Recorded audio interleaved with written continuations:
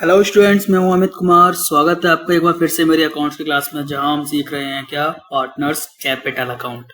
कि partners capital account क्या होता है, इसको हम कैसे मेंटेन करते हैं, क्यों मेंटेन करते हैं, ये सब सवालों के जवाब हम इस वीडियो में देखेंगे। तो आइए स्टार्ट करते हैं। सबसे पहले हम समझते हैं कि पार्टनर्स कैपिटल अकाउंट क्या होता है। तो partners capital account is a general account, general ledger account which is shows some of the special transactions like a proprietor's investment in his own business, the aggregate amount of the earning, expenses of the companies, etc etc।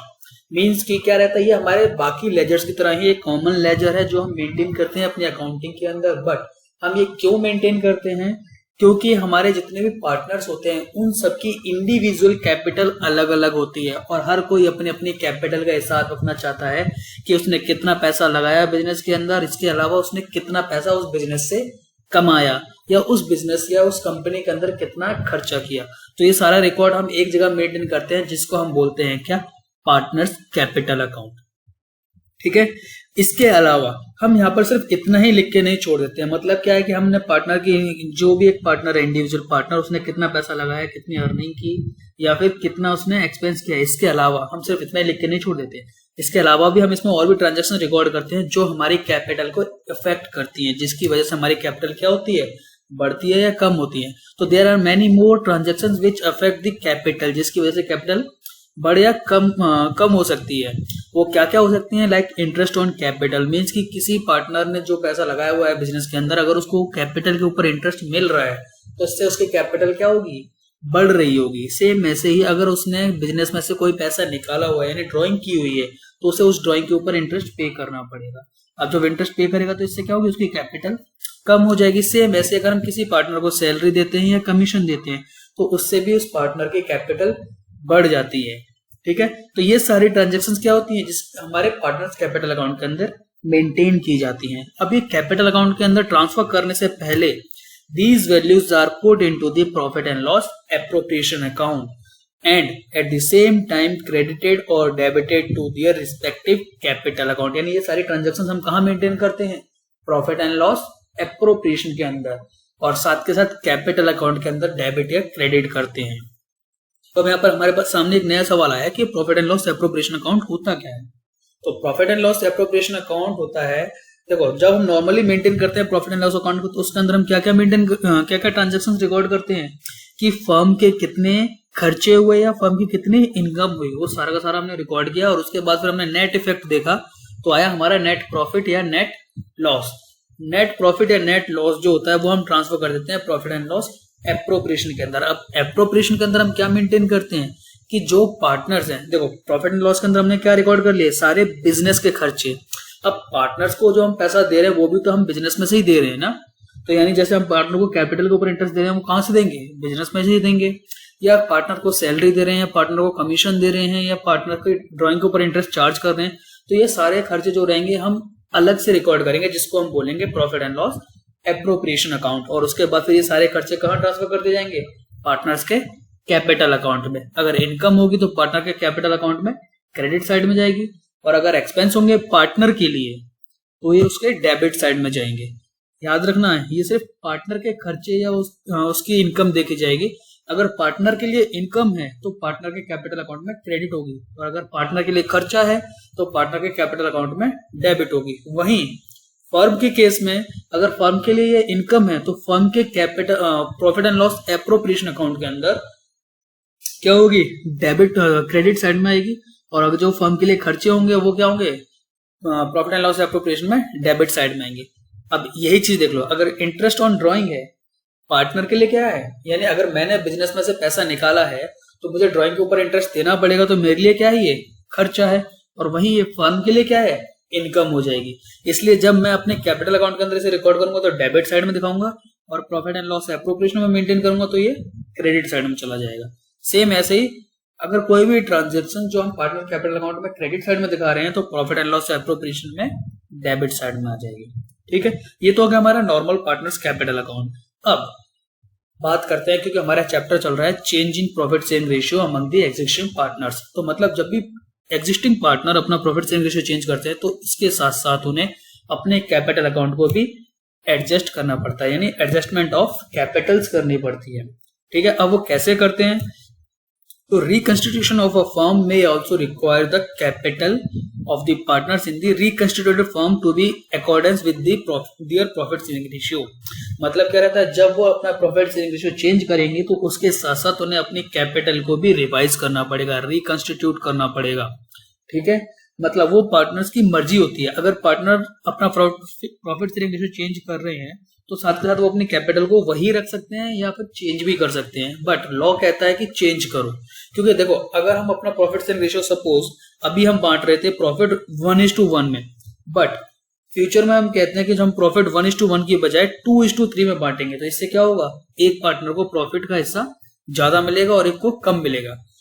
अभी देखो, दोनों के दोनों equal बांट रहे थे और बाद में एक को कम एक को ज्यादा करेंगे, तो जिसको कम मिल रहा होगा फ्यूचर में वो क्या कहेगा कि भाई मैं क्यों करूं अपना प्रॉफिट कम, हाँ मेरा तो अभी जो मेरे को बराबर मिल रहा है, आगे जाके तुम मेरा प्रॉफिट कम कर रहे हो, भाई क्यों कर रहे हो ऐसा? तो दूसरा पार्टनर क्या कहेगा कि देखो अब हम प्रॉफिट कम कर रहे हैं तुम्हारा इसलिए क्योंकि हम फ्यूचर में कैपिटल अपनी बढ़ा रहे हैं, तो जो ज्यादा कैपिटल लगाएगा उसको ज्यादा प्रॉफिट मिल जाएगा, जिसकी कैपिटल कम रहेगी उसको प्रॉफिट कम मिलेगा। तो उस बात पे दूसरा पार्टनर भी क्या करेगा, एग्री हो जाएगा। तो इसलिए क्या करना पड़ेगा, उन्हें अपनी कैपिटल को रिवाइज करना पड़ेगा। अब कैपिटल रिवाइज कैसे करते हैं? ठीक है, तो पहले हम क्या करेंगे, कैपिटल रिवीजन के भी कुछ स्टेप्स होते हैं, तो इसकी वजह से क्या करना पड़ेगा, हमें अपने कैपिटल को एडजस्ट करना पड़ेगा। अब वो स्टेप्स क्या रहते हैं, तो हम यहाँ पर स्टेप्स देख लेते हैं कि कैसे कैसे अपनी कैपिटल को एडजस्ट करेंगे। तो एडजस्ट करने के लिए सबसे पहले हमें क्या चेक करना पड़ेगा कि हमारी ओल्ड कैपिटल कितनी है एक एक पार्टनर की, यानी जो पार्टनर है फर्म के अंदर जितने भी, हर एक पार्टनर की, इंडिविजुअल पार्टनर की कैपिटल कितनी लगी हुई है बिजनेस के अंदर। Calculate the adjusted old capital of partner. अब यहाँ पर ध्यान रखिए कि यहाँ पर हमने एक वर्ड यूज किया है, क्या, एडजस्टेड ओल्ड कैपिटल। एडजस्टेड क्यों? क्योंकि जब हम अपनी कैपिटल को रिवाइज कर रहे हो तो उससे पहले जितने भी कैपिटल से रिलेटेड खर्चे हैं या इनकम है वो सारी एडजस्ट करने के बाद जो कैपिटल आएगी वो हो जाएगी हमारी एडजस्टेड ओल्ड कैपिटल, और वही हमें यहाँ पर कैलकुलेट करनी है हर एक पार्टनर की। ठीक है, नेक्स्ट स्टेप क्या रहेगा, कैलकुलेट करेंगे हम, calculate the total capital of new firm, यानी नई कैपिटल हम पता करेंगे कि जो हम प्रॉफिट रिवाइज कर रहे हैं यानी प्रॉफिट शेयरिंग रेशियो चेंज कर रहे हैं, तो उसके बाद हम फर्म की टोटल कैपिटल कितनी रखना चाह रहे हैं। अभी मान लो सपोज हमारे जो पार्टनर थे 3 पार्टनर थे और फर्म की जो टोटल कैपिटल थी 30 लाख थी, but profit sharing ratio change करने के बाद अब फर्म की जो टोटल कैपिटल है वो 50 लाख करना चाह रहे हैं। तो टोटल कैपिटल कितनी हो गई, calculate total capital of new firm, तो टोटल कैपिटल कितनी हो गई, 50 लाख हो गई। ठीक है, अब हमें नई कैपिटल भी पता चल गई कि हमें फर्म की कैपिटल कितनी करनी है। पुरानी पता चल गई कि एक पार्टनर की कितनी थी, नई टोटल कैपिटल कितनी हो गई। इसके बाद अब हमें टोटल कैपिटल से नई कैपिटल निकालनी पड़ेगी इंडिविजुअल एक एक पार्टनर की। अब जो 50 लाख रुपए हमने नए कैपिटल के किए हैं वो 50 लाख तीनों पार्टनर्स अब कितना कितना देंगे, यानी अब हमें 50 लाख को डिवाइड कर देना तीनों पार्टनर्स में कि कौन कितना कितना पैसा लेकर आएगा। हमने डिवाइड कर लिया कि हर एक पार्टनर की नई नई कैपिटल कितनी हो गई। उसके बाद क्या करेंगे, फाइंड आउट द सरप्लस और deficiency in each of the partners capital account by comparing new with adjusted old capital. मतलब हमने पार्टनर की नई कैपिटल निकाल ली कि कितनी रखनी है उन्हें, पार्टनर की पुरानी कैपिटल हमें पता है। जब हम इन दोनों कैपिटल को कंपेयर करेंगे, मतलब मान लो मैंने पहले लगाया हुआ था 10 लाख रुपए, अब मेरे हिस्से में आ रहा है 12 लाख रुपए, मैंने दोनों को कंपेयर किया तो मेरे को क्या करना पड़ेगा, 2 लाख रुपए और बढ़ाने हैं फर्म के अंदर, क्योंकि मेरे पुराने 10 थे और नए कितने हो गए 12, तो मुझे 2 लाख रुपए और देने पड़ेंगे फर्म को ताकि मेरी कैपिटल 12 लाख रुपए हो जाए। सेम ऐसे ही कोई दूसरा पार्टनर होगा जिसको पैसे पहले ज्यादा लगे होंगे और अब क्या हो रहे होंगे, कम हो रहे होंगे। तो जिसके पैसे कम हो रहे होंगे, यानी पहले उसने 15 लाख लगाए थे अब उसे 12 लाख करने हैं, तो 3 लाख रुपए वो क्या करेगा, बिजनेस से पैसा निकाल लेगा। सेम ऐसे जिसके पैसे पहले कम थे और अब ज्यादा हो रहे हैं तो उससे पैसा फर्म के अंदर लेके आना पड़ेगा। तो हमें यह भी पता करना पड़ेगा कि कौन पार्टनर कितना पैसा लेकर आएगा या कितना पैसा लेकर जाएगा। अब हमने ये सारी कैलकुलेशन कर ली। सबसे पहले क्या कैलकुलेट किया कि पुरानी कैपिटल कितनी थी, उसके बाद नई कैपिटल टोटल कितनी थी फर्म की, फिर उस टोटल कैपिटल को हमने पार्टनर्स के नए रेशियो में डिवाइड कर दिया। उसके बाद नई कैपिटल और पुरानी कैपिटल को कंपेयर किया और चेक किया कि कौन पार्टनर पैसा लेकर आएगा और कौन पार्टनर पैसा लेकर जाएगा फर्म से। ठीक है, लास्ट में हम क्या कर देंगे, जो पार्टनर पैसा लेकर आएगा बिजनेस के अंदर हम उसके अकाउंट में वो पैसा क्रेडिट कर देंगे और जो पैसा वो लेकर जाएगा उसके अकाउंट में हम पैसा डेबिट कर देंगे। ठीक है, तो एट द लास्ट जो भी पैसा पार्टनर के लिए सरप्लस होगा तो वो कंपनी के अकाउंट में क्या होगा, उसके अकाउंट में क्रेडिट कर दिया जाएगा। और सेम ऐसे अगर किसी की डेफिशिएंसी होगी तो उसके अकाउंट में डेबिट कर देंगे। ठीक है, ये होगा हमारे। इस तरीके से हम क्या करेंगे, अपनी कैपिटल को एडजस्ट कर देंगे after change in profit sharing ratio या फिर न्यू प्रॉफिट शेयरिंग रेशियो। जब हम new profit sharing ratio change कर लेंगे तभी हम क्या करेंगे, अपनी कैपिटल को भी इन स्टेप के थ्रू रिवाइज कर देंगे। ठीक है, इसके बाद हम क्या करते हैं, चलो अब ये सारी चीजें तो हमने समझ ली स्टेप बाय स्टेप की कैसे कैसे काम करते हैं। एक एग्जांपल लेके देख लेते हैं तो हमें ज्यादा अच्छे से समझ में आएगा। ठीक है, एग्जांपल क्या कहता है कि the balance sheet of Amit and Sumit who are sharing the profit sharing ratio in of 2:1। मतलब वो क्या करते हैं, अभी तक दो पार्टनर हैं अमित और सुमित और दोनों का प्रॉफिट शेयरिंग रेशियो कितना है, 2:1। कब है ये, 1 अप्रैल 2020 को है। और साथ के साथ उनकी बैलेंस शीट इस तरीके से दी हुई है कि उनकी कैपिटल कितनी है, अमित की कैपिटल 30 लाख है, सुमित की 20 लाख। उनका रिजर्व पड़ा हुआ है 15,000, सन्ड्री क्रेडिटर 25,000, यानी टोटल लायबिलिटी होगी 90,000 की। सेम ऐसी लैंड एंड बिल्डिंग है 29,000 की, फर्नीचर है 8,000, stock 24,000, sundry debtor 15,000, cash and bank 3,000। तो स्टूडेंट्स का एक बार स्क्रीनशॉट ले लो ताकि मैं इस स्क्रीन को चेंज करूं तो क्वेश्चन आपके सामने बना रहे। ठीक है, ये सारी चीजें एक बार हमने देख लिया। अब इसके बाद देखिए इसमें एडिशनल इन्फॉर्मेशन हमें क्या गिवन है। एडिशनल इन्फॉर्मेशन गिवन है क्या कि on the above date the partner change their profit sharing ratio to 3:2। मतलब पुराना रेशियो इनका क्या था, 2:1। अब क्या कर रहे हैं, 3:2 कर रहे हैं। तो ये रेशियो चेंज करने के टाइम पे उन्होंने क्या टर्म्स एग्रीड की हैं, यानी फॉलोइंग वाज एग्रीड। अब वो फॉलोइंग क्या है, सबसे पहले the value of land and building will be 50,000। यानी पुरानी बिल्डिंग कितनी थी, 29,000 की थी। अब कितनी कह रहे हैं कि उन्हें बिल्डिंग कितने की मेंटेन करनी है, 50,000 की। मतलब 21,000 की बिल्डिंग की वैल्यू क्या हो गई, एप्रिशिएट हो गई। सेम ऐसे ही रिजर्व को मेंटेन करना है कितना, 30,000। पुराना रिजर्व कितना था, 15,000। अब कितना मेंटेन करेंगे, 30,000, यानी डबल कर दे रहे हैं। सेम ऐसे ही टोटल कैपिटल कितनी रहेगी, 60,000। पुरानी कैपिटल कितनी थी, अमित की थी 30,000, सुमित की थी 20,000, यानी टोटल 50,000 थी। अब कितनी करेंगे, वो 60,000 करेंगे। अब इस 60,000 को वो डिवाइड कर देंगे नए रेशियो के हिसाब से। यानी ये जो ये 60,000 आपको दिख रहा है इसको डिवाइड कर लेंगे 3:2 में, यानी एक पार्टनर इन रेशियो के हिसाब से पैसा लेकर आएंगे। इसके अलावा which will be shared by the partners in their new profit sharing ratio, यानी जो 60,000 रुपए हैं ये शेयर करेंगे पार्टनर्स अपने न्यू प्रॉफिट शेयरिंग रेशियो के हिसाब से। तो हमें करना क्या है, प्रिपेयर करना है पार्टनर्स का कैपिटल अकाउंट और साथ के साथ रिवाइज्ड बैलेंस शीट। तो आइए स्टार्ट देखते हैं, हम बनाते हैं। पहले हम बनाएंगे क्या, पार्टनर्स का कैपिटल अकाउंट। तो पार्टनर्स के कैपिटल अकाउंट में क्या क्या करेंगे, जो भी इनकम हुई होंगी जिसकी वजह से पार्टनर्स की कैपिटल बढ़ रही होगी वो सारी की सारी हम उसके क्रेडिट साइड में ट्रांसफर कर देंगे। और जिसकी वजह से पार्टनर की कैपिटल कम हो रही होगी वो सारी की सारी चीजें क्या करेंगे, पार्टनर्स के अकाउंट में डेबिट कर देंगे। ठीक है, तो आइए देखिए पहले तो हम क्या करते हैं, सबसे पहले बैलेंस लिखते हैं कि पार्टनर्स का कैपिटल का बैलेंस कितना था। अमित का बैलेंस था 30,000, सुमित का था 20,000। अब नई कैपिटल कितनी हो गई है फर्म की, 60,000 हो गई है। तो 60,000 को हमने डिवाइड कर दिया 3:2 के अंदर, यानी अमित की कैपिटल हो जाएगी अब 36,000 और सुमित की हो जाएगी 24,000। ठीक है, यानी ये तो इनको क्लोजिंग मेंटेन करनी है। तो हमें ओपनिंग और क्लोजिंग पता चल गया है। इसके अलावा अब जो असेट्स या लायबिलिटीज कम हुई हैं या बड़ी हैं तो उसको हम यहाँ पर उनके कैपिटल अकाउंट में क्रेडिट या डेबिट कर देंगे।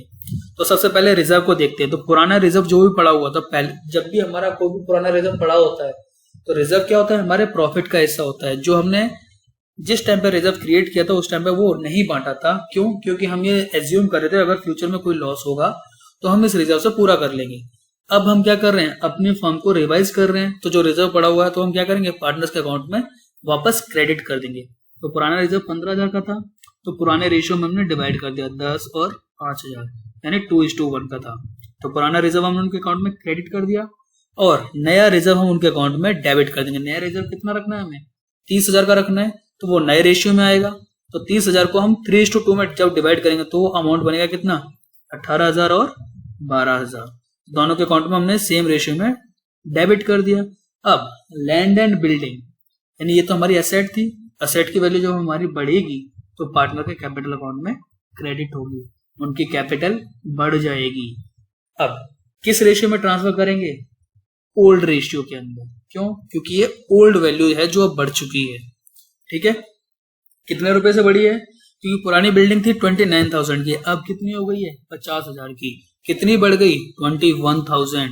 21,000 को हम उनके सेम रेशियो में यानी ओल्ड रेशियो 2:1 में ट्रांसफर कर देंगे। अब हम कंपेयर करते हैं। अमित का टोटल कितना आ रहा है? 30,000 प्लस 10,000 40,000 प्लस 10 50 और 4 54 यानी 54,000 आ रहा है। तो और इस साइड का टोटल कितना आ रहा था? इस साइड का टोटल भी 54,000 आ रहा था। मतलब अमित का अकाउंट मेंटेन हो गया, टैली हो गया, ना तो उसे पैसा लेकर आना है और ना ही फर्म से पैसा लेकर जाना है। तो टोटल कितनी हो गई? 54,000। लेकिन सुमित के केस में क्या आ रहा था? टोटल अगर हम करते हैं तो 20,000 प्लस 5 25,000 प्लस 7 यानी 32,000, जबकि डेबिट साइड का टोटल आ रहा है 36,000। तो क्रेडिट साइड का टोटल 4,000 रुपए कम पड़ रहा है, तो मतलब उसे 4,000 रुपए लेकर आने पड़ेंगे। तो सुमित क्या कर रहा है? 4,000 रुपए पैसा कैश में लेकर आ रहा है बिजनेस के अंदर। ठीक है, सारी ट्रांजेक्शन हमने रिकॉर्ड कर ली। अब देखो कैपिटल अकाउंट आपके सामने क्लियर हो गया। अब देखिए आइए हम बनाते हैं बैलेंस शीट। तो बैलेंस शीट में क्या था कि बैलेंस शीट में सबसे पहले लैंड एंड बिल्डिंग, हमने नई बैलेंस शीट बनाई है, रिवाइज्ड बैलेंस शीट। तो लैंड एंड बिल्डिंग कितने की हो गई? 50,000 की। बाकी एसेट की वैल्यू में कोई चेंज नहीं है तो सही में ऐसे ही मेंटेन कर दी। कैश एंड बैंक कितना हो गया?